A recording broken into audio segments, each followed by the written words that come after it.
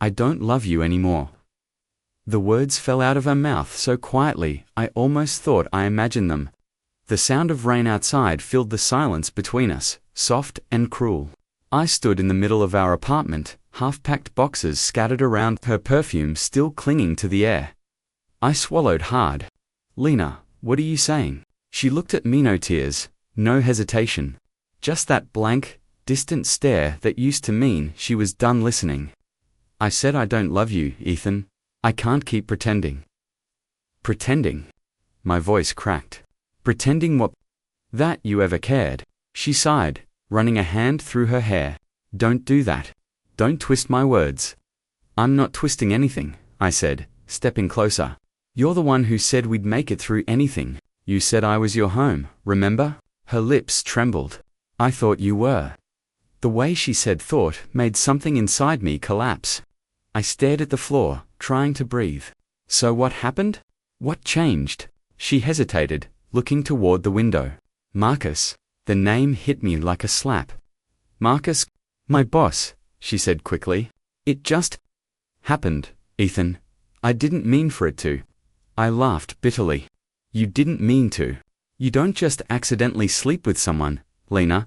Keep your voice down," she snapped. "I didn't come here to fight." "Then why did you come?" I asked. "To ease your guilt before walking out." "I came to tell you the truth," she said, her voice sharp now. "You deserve that." "The truth," I repeated, staring at her. "The truth is, you chose money over love, power over peace, him over me." She turned her head away. "You wouldn't understand." "Then explain it to me," I said, taking another step forward. "Help me understand how you could promise me forever and throw it away in one night." Her eyes filled with something like pity. "Ethan, you're a good man. But good isn't enough. I need more than dreams and promises. I'm tired of struggling. Marcus can give me stability." I blinked at her, stunned. "So this is about money?" "It's about a future," she said softly. "You'll see one day." I shook my head. "No, I won't. Because the future you're chasing doesn't have a heart."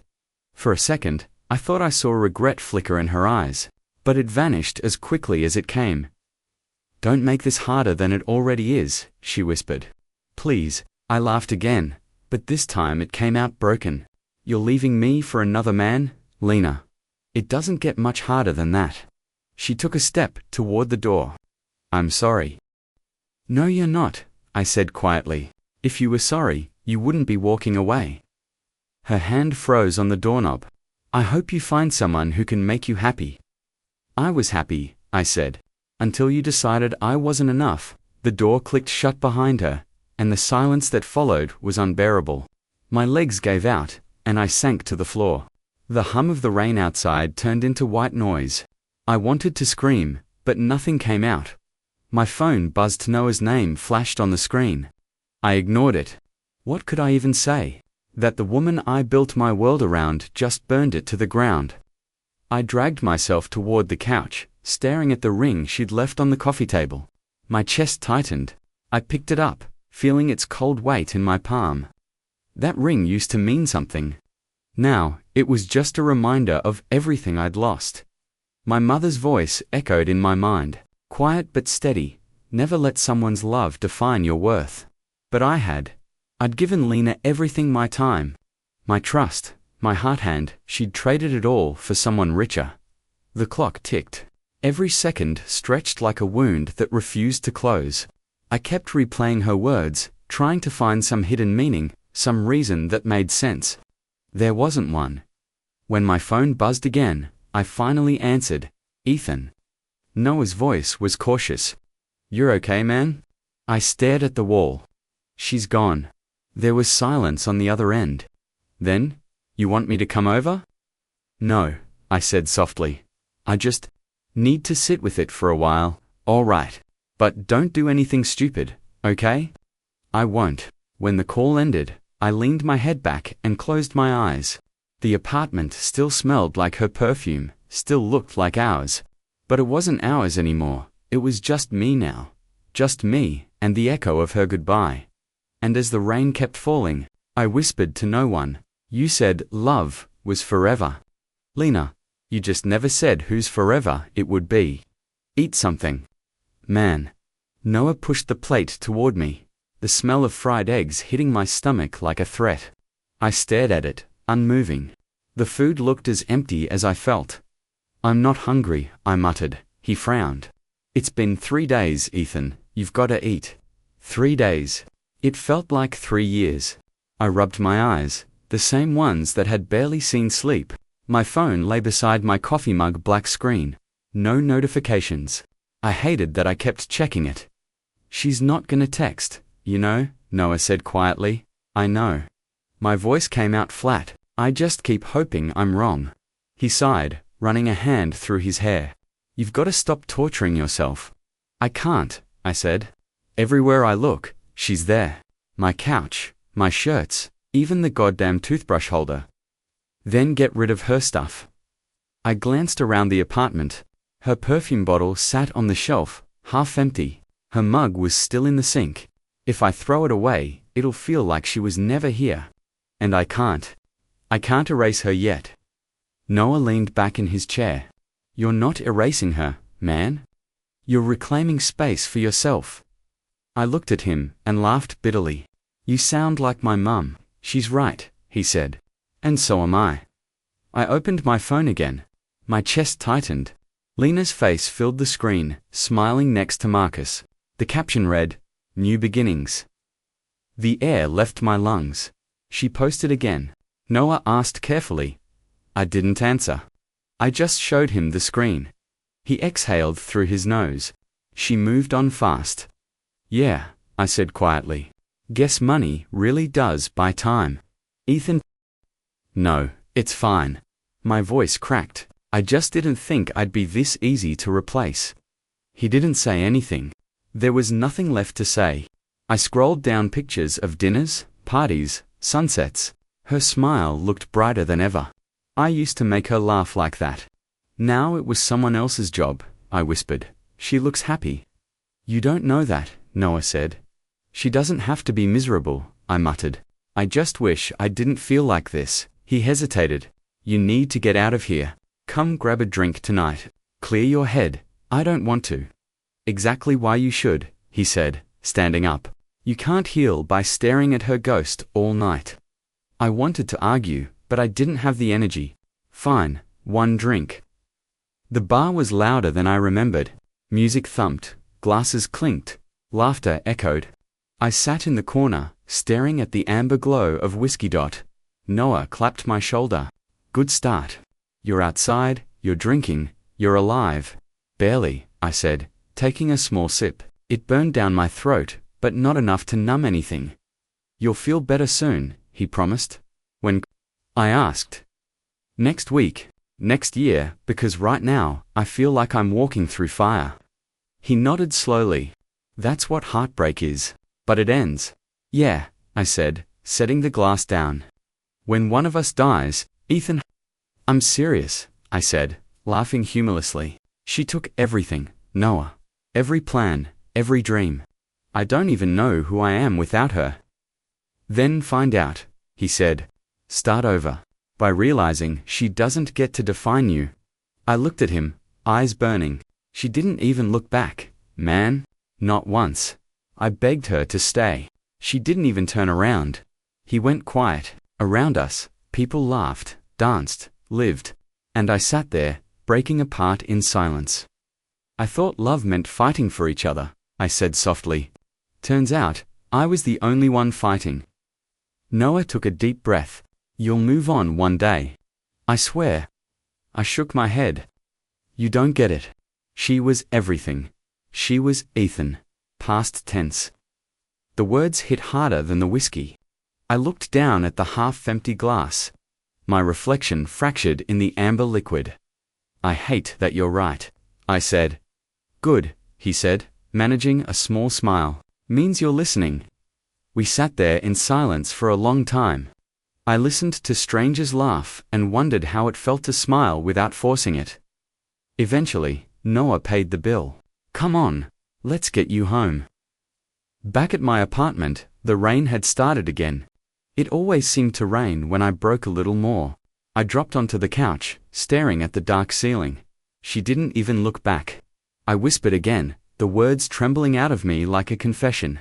Noah paused at the door, then stopped looking back for her. When he left, I sat alone with my thoughts. My chest felt heavy, but somewhere deep inside, a flicker of anger replaced the numbness. Maybe I couldn't stop loving her tonight, but I could stop chasing her shadow. I looked at the ring on the table, the same one she'd left behind. My fingers brushed it once before I turned off the lamp. Tomorrow, I whispered to myself. Tomorrow, I stop waiting. But even as I said it, I knew I didn't believe it yet. The vibration of my phone pulled me out of half-sleep. I reached for it, expecting Noah, maybe my boss, but it was her, Lena. Hey, just checking in, you're okay? I stared at the message for a long time, my fingers trembling. 1 week. 1 week of silence, and she texted like she hadn't torn me apart. I typed, yeah, I'm fine. Then deleted it. Typed again. Deleted again. Finally, I wrote, I'm managing. Hope you're well.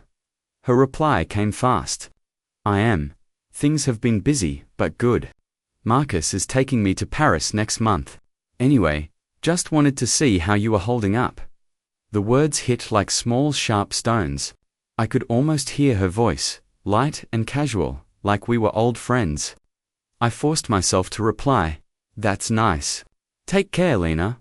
I put the phone face down on the table and stared at the wall. My chest burned. She didn't even sound guilty. I wanted to scream, to throw the phone, to demand why, but I didn't. I just sat there, silent. Letting the anger twist into something worse, numbness. When Noah called, I didn't answer. What could I say? Hey, she's happy, and I'm still bleeding. I opened my notebook instead. The one Mum gave me years ago. I hadn't written in it since college. The pages were blank, waiting. I picked up a pen and wrote, why did I let her become my whole life? My handwriting looked weak, uneven. I kept writing anyway. I forgot who I was without her. I gave her everything and called it love. But love shouldn't leave you empty. The words spilled faster than I could think. Every line felt like pulling glass out of my chest. By the time I stopped, my hand ached. But something in me had loosened a small, fragile piece of truth. The next morning, I dragged myself to work. My coworkers smiled politely, pretending not to notice the dark circles under my eyes. I sat at my desk, staring at my monitor, pretending to focus. Rough week. A soft voice asked. I looked up. A woman stood beside my cubicle, holding a sketchpad. Long dark hair, calm eyes, faint smile. Something like that, I said. You're new, Maya, she said, extending her hand. I'm the new designer. You must be Ethan. Yeah. I shook her hand, surprised at how warm her grip felt. You look like you haven't slept in days, she said gently. I laughed dryly. Honest, I like that. She smiled faintly. Sorry, I just meant you seem tired. Everything okay? I hesitated, then shrugged. Not really. My girlfriend left me. Her expression softened. That's rough. How long were you 2 years, I said. But it feels like 10. She nodded slowly, like she understood. Breakups don't end with goodbye. The memories stay and haunt you. I looked at her, surprised by how close she got to the truth. Yeah, that's exactly it. She placed the sketchpad on my desk. Whenever my mind's too loud, I draw. Helps me clear the noise. I smiled faintly. I write, or at least, I try to. That's good, she said. Better than pretending you're fine. Her tone was quiet but real, and for the first time in weeks, I didn't feel judged. Just seen, we talked a bit longer about meaningless things like deadlines and coffee, but her presence felt strangely peaceful. When she walked away, the air didn't feel so heavy. That night, I sat at my desk again, the phone still on the table beside me. Lena's name glowed in the chat list like a wound that wouldn't close. I hovered over it, thumb shaking. I opened our old messages one last time, hundreds of lines of I love you, miss you, forever. Lies wrapped in beautiful words. I whispered, you don't get to live in my phone anymore. Then I deleted the chat. Her number disappeared too. For a second, panic shot through me, like I'd erased a piece of my heart. My hands trembled. But then, silence. Clean, quiet silence. I exhaled for the first time in days. The phone felt lighter in my hand, like it no longer carried her ghost. I leaned back and looked at my reflection in the window. My eyes were tired, but they were mine again. I whispered to myself, maybe this is what healing starts, like terrifying, but honest. The city lights flickered outside. Somewhere, Lena was laughing with Marcus, but for once, I didn't imagine it. I didn't need to. I closed my notebook, turned off my phone, and let the quiet fill the room. It wasn't peace not yet, but it was the first real breath I'd taken in weeks. No more moping, Noah said, tossing my sneakers at me. You're coming with me, Jim, tonight, I groaned. I hate the gym. You hate feeling like this more, he shot back. Come on, man. Move your body before your brain eats itself alive. He wasn't wrong. The mirror had been cruel lately, sunken eyes, messy hair, a look that screamed stuck. So I went.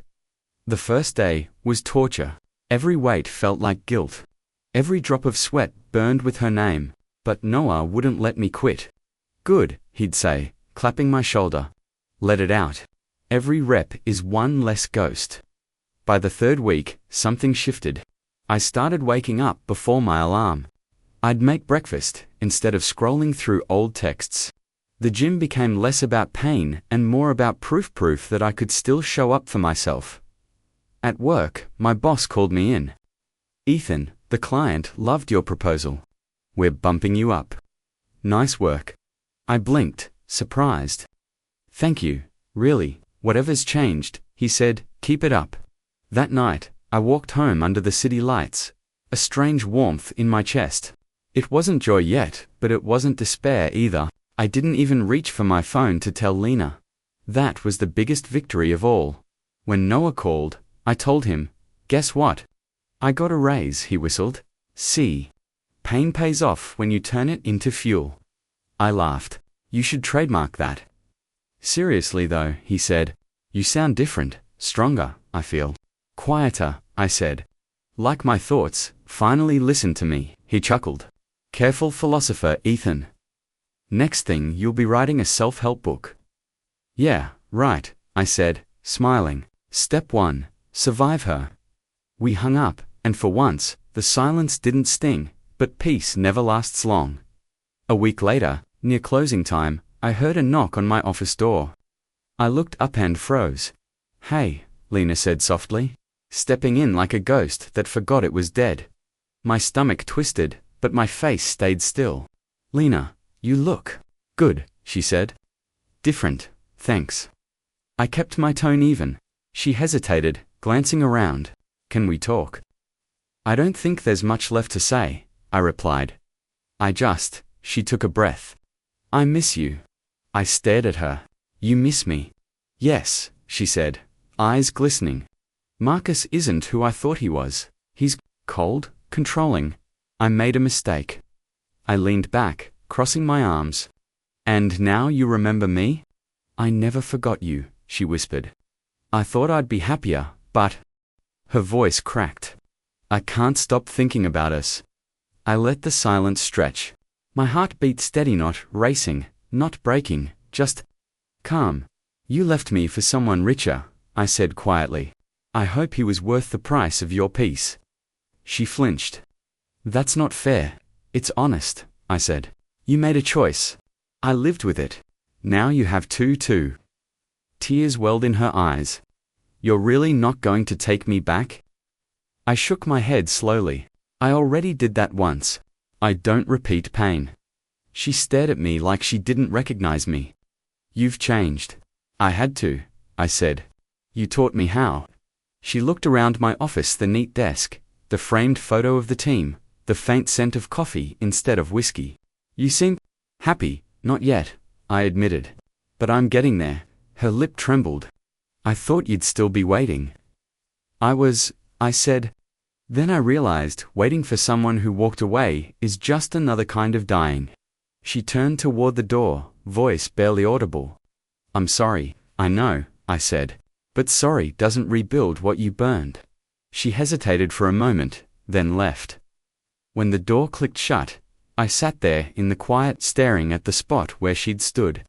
The ache was still there, but it didn't own me anymore. Noah texted a minute later. You coming to the gym? I smiled and typed, yeah. Let's go break something good. As I packed my bag, I caught my reflection in the window again. Same eyes, same face, but fire behind them now. For the first time in months.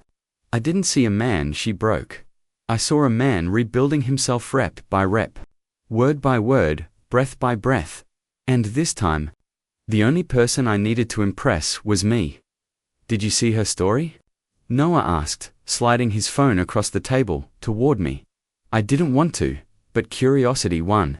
Lena's face filled the screen, smile, forced eyes hollow. Marcus stood beside her, expression hard, hand gripping her waist a little too tightly. I frowned. He looks tense. Word is, he's got a temper, Noah said. A friend of a friend said they fight all the time. I pushed the phone back. Not my business, he smirked. You mean it this time? I nodded. For once, yeah. I'm done keeping score. He leaned back, studying me. Never thought I'd hear that from you. Me neither, I said. Guess peace sneaks up on you when you stop chasing revenge. The barista called my name, and I stood to grab our coffees. When I returned, Noah was grinning. You've changed, man, seriously. I had to, I said, stirring my cup. Otherwise, I'd still be living in her shadow. He raised his cup. Too, stepping out of the dark. I clinked mine against his. Too, never going back. Later that week, I found myself in the design department, waiting for Maya. She emerged with her usual quiet smile, dark hair tucked behind one ear. Hey, she said softly. Ready for lunch? Yeah. I grabbed my jacket. Following her out into the afternoon sun, we sat by the park fountain, the city noise fading behind us. She opened her salad, looked at me, and said, You seem lighter lately. I smiled faintly. That obvious. Pain used to sit in your eyes, she said. Now it's like it finally packed its bags. I laughed. Maybe it's just tired of rent-free living. She tilted her head. Do you still think about her? Sometimes, I admitted. But not with hate anymore. Just gratitude. Maybe. She taught me what I won't accept again. That's healing, Maya said. You don't owe anyone your pain, you know? Her words hit deeper than she probably realized. I looked down at my hands. I used to think letting go meant forgiving her. Now I think it means forgiving myself. For what? For staying when I knew I was breaking. She smiled gently. That's not weakness, Ethan. That's love, learning the hard way. I met her gaze, calm and steady. You sound like you've been there. Everyone has their own Marcus, she said quietly. Some just hide him better. We didn't talk for a while after that. The wind carried the scent of rain, kids laughed somewhere behind us, and for the first time in a long time, silence felt like comfort instead of punishment. That night, I scrolled through my phone out of habit. I didn't search for her, but she found me anyway. Lena, I miss us. I was stupid. I stared at the message, thumb hovering over the screen. The old me would have written back instantly questions, anger, maybe even pity. But the new me just stared. Maya's voice echoed in my mind. You don't owe anyone your pain. I locked the screen, placed the phone face down, and opened my journal instead. Her silence is the peace I prayed for. The words came easily, clean and final. I wrote more about the gym, about the promotion, about how laughter had started feeling natural again. I wrote about Maya, her patience, her kindness, how her presence didn't demand or compare it, just existed. Like sunlight after a storm, the next morning, I woke up early, made coffee, and went for a run. The city looked different, same streets, same noise, but I noticed color again. Maybe it was always there, hidden behind my grief. When I got home, there were more messages from Lena. Apologies, memories, regrets. I deleted them all. Not out of spite, but peace. Noah called a few minutes later. You good? Better than good, I said, catching my breath. I didn't reply. He laughed. Now that's growth. Feels strange, I said. Like I closed a door I didn't realize was still open. Let karma handle the rest, he said. You've done your part. Yeah, I murmured. It already has. Before hanging up, I looked out the window at the rising sun. For the first time, it didn't remind me of her, it reminded me of me. The man who survived, loves fire, and learned how to walk through light again. Promotion. Seriously? Noah nearly shouted through the phone. I laughed.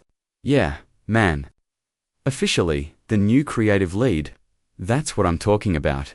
Guess pain really does pay rent before it leaves. I grinned, spinning slowly in my office chair. Or maybe, peace just needed a raise to show up. He chuckled. Whatever it is, I'm proud of you. You sound different these days. I feel different, I admitted. Like I'm finally breathing air, that's mine. After we hung up, I leaned back and looked around my office. The same place I once sat drowning in heartbreak.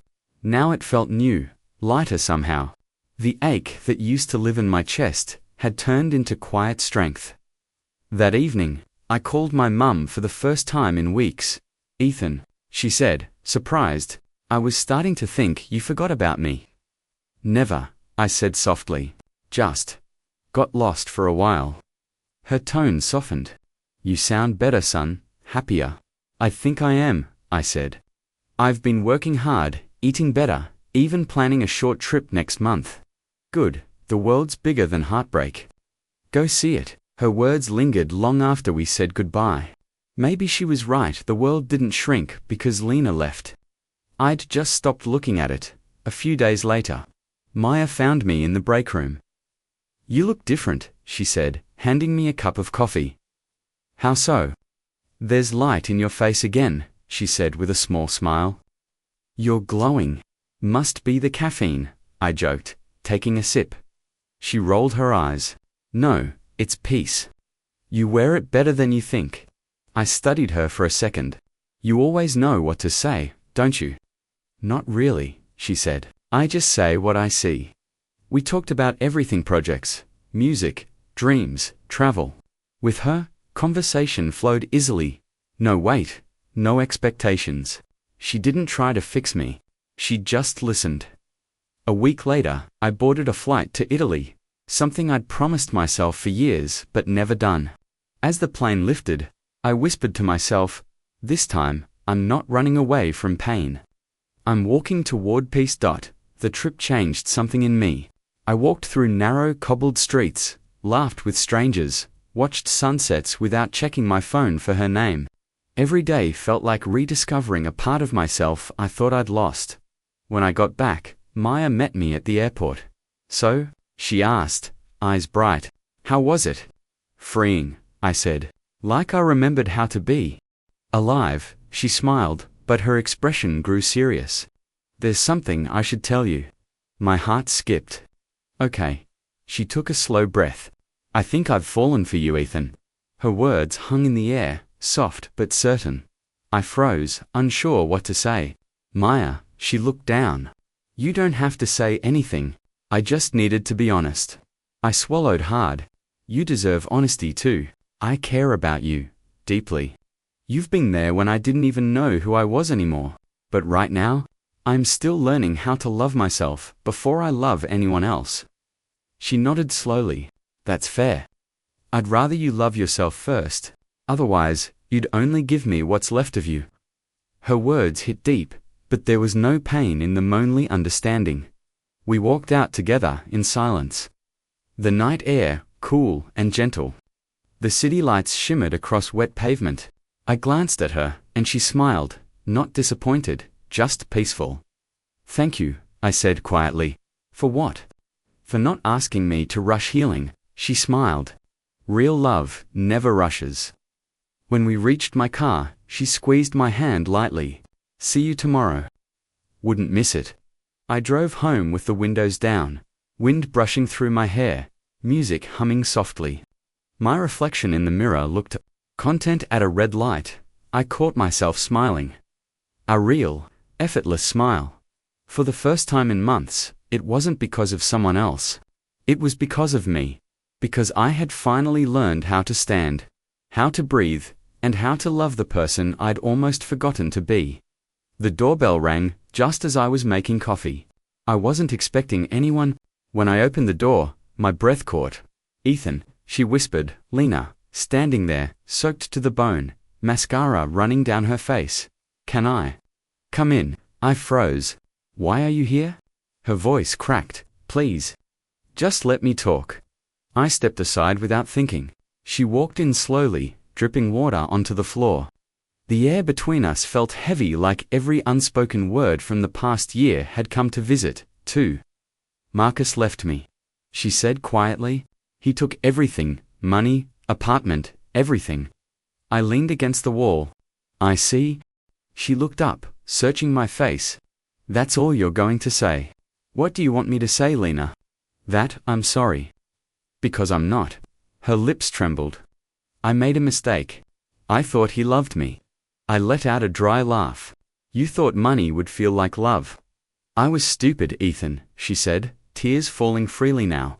"I thought you'd moved on, that you didn't care." "I cared enough to die inside," I said. "But you never looked back." She took a step closer. "I do now. Every day.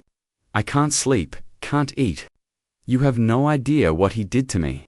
"I don't need to," I said sharply. "You did enough." Her eyes widened. "I'm not asking for pity." "Then what are you asking for?" I asked. "Forgiveness. A redo. You think after everything, we can just pretend it didn't happen?" She flinched. "No, I miss you, miss me," I echoed. "You replaced me in a week." Her voice broke. "It wasn't like that. I thought he'd give me a better life, and did he?" I asked, stepping closer. Was his world worth destroying mine? She covered her face, sobbing. "Please, Ethan, don't hate me." I was scared. "You loved too deeply, it suffocated me. I wanted control." "Control," I repeated. "You took my heart and called it control. You wanted safety, Lena, but love isn't built on fire, it's built on faith." She looked up at me, shaking. "I know, I see that now. You were the only one who ever truly cared." I sighed, my chest tightening. The part of me that once loved her wanted to comfort her, but another part, the one that had learned to breathe again, stayed still. "Why now?" I asked. "Why, after all this time?" "Because I finally understand what I lost," she whispered. "I thought you'd moved on with someone else." "Is it that girl from your work?" I frowned. "Maya has nothing to do with this." Her expression twisted. "So you are seeing her?" "She's my friend," I said. "And even if she weren't, it wouldn't matter." "You don't get to ask any more." Lena took a step closer. "Please, Ethan, just one more chance. I'll be better this time. I swear." I shook my head slowly. "You destroyed me once. I won't let you finish the job." Her mouth fell open, but no words came out. "I begged you once," I said, voice steady. "You turned your back. I spent months learning how to stand again. You don't get to walk back into my life just because yours fell apart." She reached for my hand, but I stepped back. "Lena, stop." Her tears fell harder. "You're really not going to forgive me?" "I already did," I said softly. "That's why this doesn't hurt anymore." She stared at me, confused. "Then why does it feel like I'm dying?" "Because karma's just a mirror," I said. "It always shows you what you did to someone else." The rain outside grew heavier, thunder rumbling in the distance. She turned toward the door, shivering. "I still love you," she whispered. I looked at her one last time. "I hope someday you love yourself enough to stop breaking people who do." She tried to speak, but her voice cracked into silence. I opened the door, the wind carrying the scent of rain and regret. "Goodbye, Lena." Her tears mixed with the storm as she stepped out. I watched her for a moment, just long enough to feel the last thread between us snap. Then I closed the door. The sound was final, soft, but absolute. And for the first time, I didn't feel empty. I felt free. I couldn't sleep that night. Every time I closed my eyes, I saw Lena soaked, trembling, and broken at my doorstep. The image wouldn't leave me. Why do I still care? I muttered, staring at the ceiling. She's gone. I made sure of that. But guilt isn't logical. It lingers, whispering doubts even after you've done the right thing. The next morning, I called my mum. "Hey," I said, trying to sound normal. She picked up immediately. "You sound heavy." "What's wrong?" I sighed. She came back, "Mum, Lena, last night." Silence. Then, softly, "And she begged me to take her back. Said Marcus left her." I told her no. I closed the door. Mum's voice was calm, but I could hear the weight behind her words. "You did what you needed to. Then why do I feel like I just kicked a dying bird?" I asked. "Why do I feel cruel?" "Because you're not cruel," she said gently. "You're kind. And kind people hurt even when they choose themselves." I swallowed hard. I keep wondering if forgiveness means weakness. Mum sighed softly. "Forgiveness isn't weakness, Ethan. It's freedom. You forgive so you can stop carrying their sins." Her words hit me deeper than I expected. "So, I forgive her to help myself." "Yes," she said. "Not to make her feel better. To make you lighter." I leaned back on my couch, staring at the wall. "I don't know if I can do that." "You already started," she replied. "You didn't yell. You didn't hate. You just walked away." For a moment, I just breathed. "You always make it sound simple." "It's not simple," she said, with a small laugh. "It's human." When we hung up, I sat there for a long time, letting her words replay in my head. The rain outside hadn't stopped, was softer now, almost rhythmic. I opened my laptop, pulled up my journal, and stared at the blank page. What do I even say to her? I whispered to myself. My fingers hovered over the keys before I started typing. Lena. I don't know what to say that hasn't already been said. You hurt me in ways I didn't think I could recover from. But I did. Not because of Yubi, because I finally learned to stop needing your apology to move on. I forgive you, but I'm not coming back. Take care of yourself. Ethan and I stared at the message for what felt like hours. My chest felt tight, my throat heavier than I liked to admit. I read it one more time before hitting send. There was no rush of triumph, no cinematic closure. Just silence. But in that silence, something shifted. The air felt lighter. My body, unclenched, my mind quiet for the first time in months. A text bubble appeared on my phone a few minutes later. Her name lit up the screen. I didn't open it. I didn't need to. Later that evening, I went to visit Mum. She was out on the porch, watering her plants. "Did you do it?" she asked without looking up. "Yeah," I said softly. "I sent the message." She nodded approvingly. "And how do you feel?" I smiled faintly. Like I just exhaled after holding my breath for too long. "That's forgiveness," she said. "It's not about forgetting what they did. It's about remembering who you are now." I looked out at the fading sunset. I used to think closure came from them admitting their guilt. Mum chuckled. "Closure comes from you deciding, the story ends here." Her words lingered in the air, warm and steady. I sat beside her, feeling the cool breeze brush against my skin. "You know," I said quietly, "I think I finally understand what peace feels like." She smiled without turning. "Good, don't let it go." When I drove home that night, I rolled the windows down, letting the night air wash through the car. My phone buzzed again with another unread message. I ignored it. For the first time, I wasn't curious. I wasn't angry. I wasn't waiting. I was free. And as I pulled into my driveway, I caught my reflection in the rearview mirror's calm hole. I whispered to myself, "You did it." And for once, I actually believed it. Maya and I sat on the park bench. The same one I'd once avoided like a curse. The air smelled of rain and new beginnings. She glanced at me, her voice soft. "You haven't been here since everything fell apart," I finished, giving a small smile. "Yeah, I used to hate this place. What about now?" she asked. I looked around the trees, the faint laughter of strangers, the same pond where I once sat alone. "Now it feels different."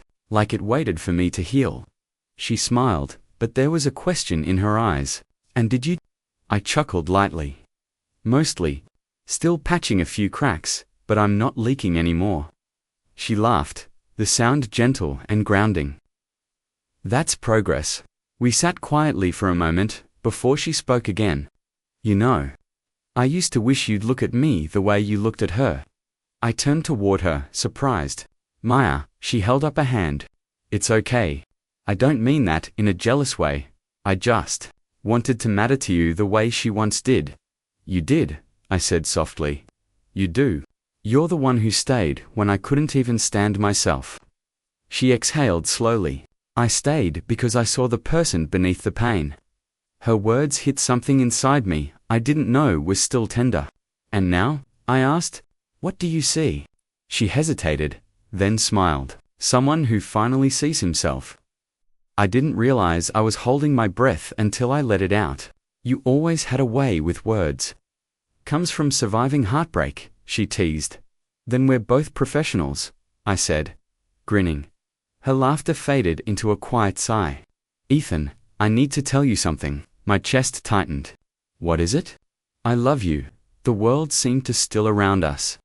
I didn't hear the wind, the birds, or the city beyond the park, just those 3 words echoing between us, she continued, her voice trembling slightly. Not the way I used to love people before. This is different. I don't need to fix you or save you. I just want to be beside you. I stared at her, searching for the right words. Maya, I paused. I'm scared. She smiled faintly. Of me? No, I said quickly. Of losing myself again. Of depending on someone to make me whole. She nodded slowly. Then don't. Just let me walk with you. Not ahead, not behind, beside. Something in me softened. You make it sound so easy. It's not, she said, squeezing my hand. But love isn't supposed to break you. It's supposed to build you back better. I looked at her hand in mine, steady, warm, real. You really believe that? I do, she whispered. And I think you do too. We fell into silence again, the comfortable kind. Later, we walked down the street where I'd once seen Lena and Marcus together. I used to feel my stomach twist just thinking about it. But now, as Maya walked beside me, it felt like walking through a chapter I'd already closed. She noticed me looking around. Memories. Yeah, I said, but they don't hurt anymore. Good, she said. You deserve peace. I didn't think I'd ever get here, I admitted. You did the work, she said. You let go. We stopped in front of the cafe, where I'd once spent hours drowning in coffee and regret. I pushed the door open. Want to go in? She grinned. You sure? Yeah, I said, surprising myself with the certainty in my voice. I think it's time I reclaimed this place too. Inside, everything smelled the same: coffee, cinnamon, rain. But I wasn't the same man who used to sit by the window counting losses. Maya ordered our drinks while I found a table by the glass. When she came back, she placed a mug in front of me. For courage, she said with a playful smirk. I raised it. 2 new chapters, to self-love, she replied. We clinked cups. And something inside me finally settled as we sat there. Talking about everything and nothing, I realized love didn't have to arrive like a storm. Sometimes, it came like sunlight, quiet, steady, inevitable. Maya reached for my hand again. You're smiling, she said softly. I touched my cheek, surprised by how natural it felt. Yeah, I said, and it's real this time. She leaned closer. So what now? Now. I looked out the window at the sky clearing after rain. Now I live, and for the first time in a long time, I didn't mean surviving. I meant living. The cafe door chimed as I walked in, Maya's hand resting gently in mine. The smell of roasted coffee and rain-soaked pavement filled the air, familiar, but no longer heavy. Same place as before? Maya asked, glancing toward the window seats. Yeah, I said, smiling. Except this time, I'm not here to forget anyone. She grinned. Progress looks good on you. As we moved toward the counter, my eyes froze on a figure in the corner. Lena. Her hair was shorter, her shoulders slumped. A half-empty cup sat before her, untouched. She stared at her phone like she was waiting for someone who'd never show up. Maya followed my gaze. "Do you want to leave?" I shook my head. "No, I'm fine." But my heart. It didn't race the way it once did. It just beat steady. Lena looked up then. Her eyes widened for a second when she saw me. She blinked, as if trying to make sense of what she was seeing. I could almost read the thought behind her gaze. "He's supposed to look broken. Ethan," she whispered, her voice catching as I approached the counter. I didn't turn immediately. I placed our order, my tone easy. 2 cappuccinos, 1 with almond milk. When I finally looked at her, I managed a polite smile. "Hey Lena," her lips parted. "You look different." "I feel different," I said simply. She glanced at Maya, who was picking a pastry from the display. I saw the flicker of recognition in her eyes, then the faint tremor in her jaw. "So, this is who you're with now?" "Her name's Maya," I said. "She's peace in human form." Lena looked down. "You look happy." "I am," I replied. Her silence, said enough. She fumbled with her phone, pretending to scroll. "Marcus and I?" "You don't owe me that story," I interrupted softly. "I just thought you'd want to know." "I don't," I said, not unkindly. "Not anymore." She blinked rapidly, her voice trembling. "I hurt you." "I know I did. But Lena," I said quietly. "We've both learned what we needed to. That's enough." Her expression shifted, confusion, regret, disbelief all colliding in the space between us. "You really don't hate me?" "No," I said. "I forgave you a long time ago." "Then why does it feel like you're the one who left me?" I smiled faintly. Because I finally walked away, Maya returned with our drinks, setting mine in front of me. She glanced at Lena politely, then at me. "Everything okay?" "Perfect," I said. Lena's gaze darted between us. "So that's it? You just moved on?" I took a sip of coffee. "No, I grew. Moving on is running away. Growing is staying long enough to understand why you had to leave." She looked away, voice barely a whisper. "I thought you'd still hate me. Or miss me." "I did," I admitted, "but missing someone isn't the same as needing them." Maya reached for my hand, her thumb tracing slow circles on my skin. It grounded me in a way I never knew possible. Lena's eyes softened. "You really loved me once, didn't you?"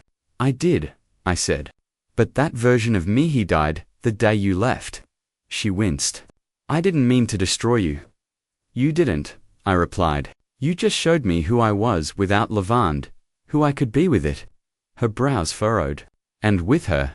"With her," I said, glancing at Maya, "I don't lose myself to be loved. I find more of who I am." For a long moment, Lena didn't speak. Her eyes glistened, but no tears fell. "You're stronger now." "Stronger," I said softly, "because I stopped begging for love from people who never planned to stay." She nodded slowly, as if absorbing every word. "I thought you'd beg," she whispered, almost to herself. "I know," I said. "You counted on it." The rain outside began again, soft, cleansing, rhythmic. I took Maya's hand, turning toward the door. Lena's reflection lingered in the glass as I reached for the handle. Her eyes looked hollow, filled with everything I used to feel. Maya leaned closer. "You sure you're okay?" I smiled. "More than okay." As we stepped out into the drizzle, I glanced back once, not out of longing, but closure. She sat there, still staring at her phone, still waiting for something that had long passed. And as I walked away, one thought echoed through me, calm and absolute. She thought I'd beg for her love. I answered by loving myself instead.